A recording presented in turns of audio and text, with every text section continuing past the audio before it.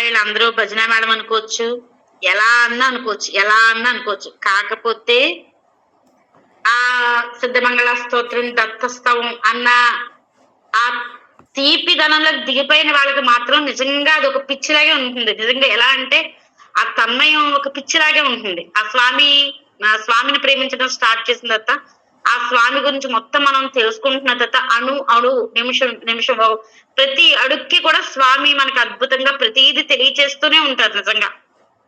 ఎలా అంటే నిజంగా మంచి ఎండలో అమ్మ గేట్ ఎప్పుడేస్తారు అనుకున్నప్పటికి సరిగ్గా మేము మజ్జిగ ప్యాకెట్లు తీసుకొచ్చేటప్పటికి గేట్లేయడం.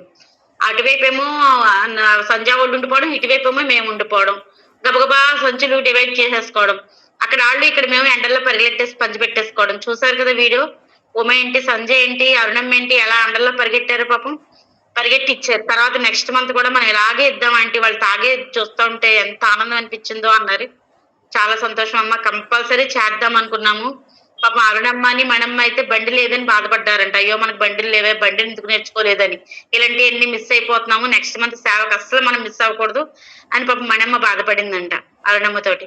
ఇలాగా మనదంతా ఒక ప్రేమతత్వం అమ్మ. నేను ఒకటే చెప్తున్నాను, ఎప్పుడన్నా ఎక్కడన్నా తప్పులు అన్నవి అందరికీ జరుగుతాయి. ఒక నలుగురం కలిపి ఎక్కడికన్నా వెళ్ళాము అంటే ఏదో ఒక చిన్న మాట రాకుండా ఉండకపోదు, ఉంటది కంపల్సరీ.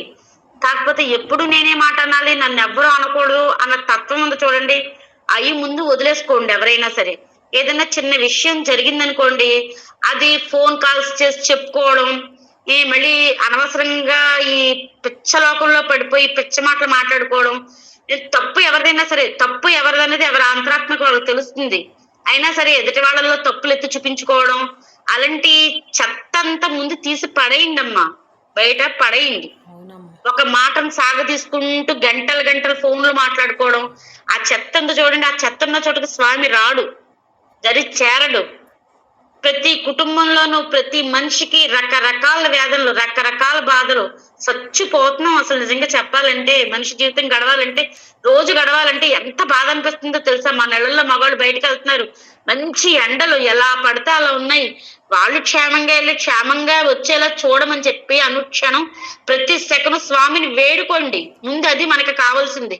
మన బిడ్డల జీవితాలు ఏంటి, పిల్లల ఫీజులు చూస్తే లక్షలు, సంపాదన చూస్తే ఎలా ఉన్నాయి, వెనకాల ఆస్తులు ఉన్నాయి కదా అని చెప్పి కూర్చుందంటే కరిగిపోతాయి. తర్వాత పరిస్థితి ఏంటో తెలియదు.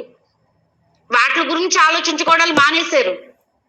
వీళ్ళలాగా వీళ్ళలాగా ఎందుకమ్మా చెత్తంతా, ఆ చెత్తంతా ఎందుకు? స్వామి ఏం చెప్తున్నాడు, నీ హృదయంలో చెత్త పెట్టుకుంటే నేను వచ్చి కూర్చొని మొర్రో అంటున్నాడు. ముందు ఆ చెత్త తీసి పడేయండి, ఆ చెత్తని వదిలేయండి. స్వామి ఈ దరిద్రపు చెత్తంతా నా మనసులోకి రాకూడదు, నా హృదయంలోకి రాకూడదు. నా హృదయంలో నీకు సింహాసనం వేశాను స్వామి, వచ్చి ఆ సింహాసనంలో నువ్వు ఆసీనుడే కూర్చో స్వామి. నేను ఎలా నడవాలో, నా మనసులోకి ఎలాంటి ఆలోచనలు రావాలో, నా నోట్లో ఎలాంటి నామం పలకాలో, ఎలాంటి మాట రావాలో ఆ మాట నువ్వు నాకు ఇయ్యి తండ్రి అని చెప్పి వేడుకోండి. అనుక్షణం వేడుకోండి.